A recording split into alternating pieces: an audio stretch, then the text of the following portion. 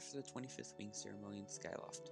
Link had just won the ceremony and thus was advanced closer to becoming a knight.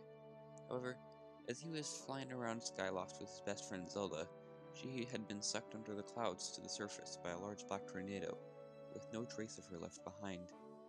Link himself gets thrown into the air by the tornado and gets knocked unconscious. As he gets carried back to Skyloft by his loft wing, he begins to dream vividly. In his dream, he sees Zelda, along with another being, a strange blue and purple thing. He reaches for Zelda, but it's too late. Zelda falls into the mouth of a massive monster. Link startles awake, confused, and talks to Headmaster Gaypora. After speaking to him, he hears something strange. He gets up and begins to follow it instinctively. When he leaves his room, he sees the being again, floating over the stairs in the Knight Academy. He follows it all around Skyloft, eventually ending up in the goddess statue. Link approaches it to find out its name is Fi. She was the spirit of the goddess sword, sent by the goddess herself to assist the hero in his adventure, and, as it turns out, Link is that hero.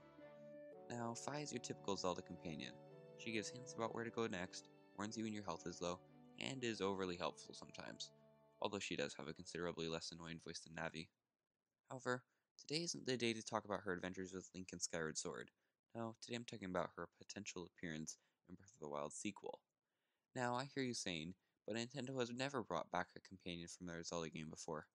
And you're right, but before Breath of the Wild, Nintendo had never made an open-world Zelda game or had voice acting in a Zelda game. And don't even try to bring up the CDI games in the comments.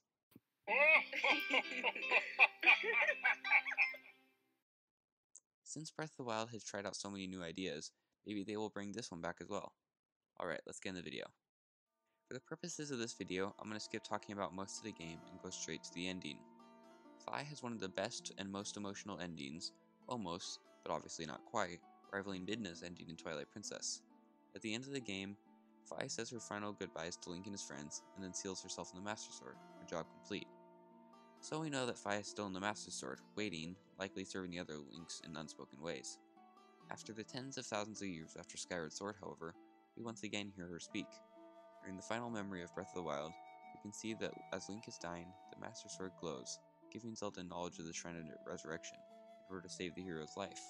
However, she was referenced even earlier in the game, as we see in one of the previous memories.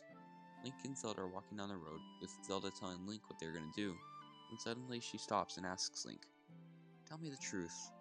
How proficient are you right now wielding that sword on your back?" Legend says that an ancient voice resonates inside it. Can you hear it yet, hero? Now obviously, Fi is alive and well, acting as the spirit of the Master Sword after laying dormant for so many thousands of years.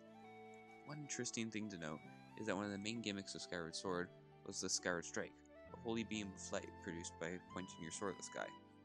Now in the very next game where we see a similar mechanic of a Skyward Strike, Breath of the Wild, is the same game where we hear a Fi again. If we take another look at the ending of Skyward Sword, we can see Fi's final words before getting sealed in the pedestal. "Master Link, you have successfully protected the goddess reborn and defeated Demise, fulfilling your role as the hero of legend. Our purpose here is complete. Therefore, I ask you to dissolve our arrangement as master and servant. Drive the sword into the pedestal, and I will return to the sword to enter a sleep without end. Master, you have achieved the purpose you were chosen to fulfill. Please, set the sword in the pedestal and bring the goddess's mission to an end. Now, Master, it is time to conclude our necessary companionship." While this may seem like it will put off the theory, I don't think so. Hear me out. There's one other small scene of dialogue with Fi after she's put in the sword. The last line she states is, "May we meet again in another life." As we know, that's very plausible, as all the Links are reincarnations of the spirit of the hero. Going back to the dialogue before that, Fi said that her mission was complete, that the evil is defeated. However, what she and everyone else didn't realize is that the evil would return thanks to Demise's curse. Not only that, Fi stated in her sleep was tied to the Master Sword being placed in the pedestal. In every game after that which we see the Master Sword, we find it placed in a pedestal, waiting for the next hero. This means that Fi might be awakened whenever the sword is removed from the pedestal. If Fi expected the sword to sit, a relic to the past, recalling it to a time of turmoil and evil, and not be used as an actual weapon again, then it only makes sense for her entirely logic-based brain to assume her sleep would be without end. Skipping over the timeline to Breath of the Wild and its DLC, we can see that the Master Sword gets quote-unquote awakened.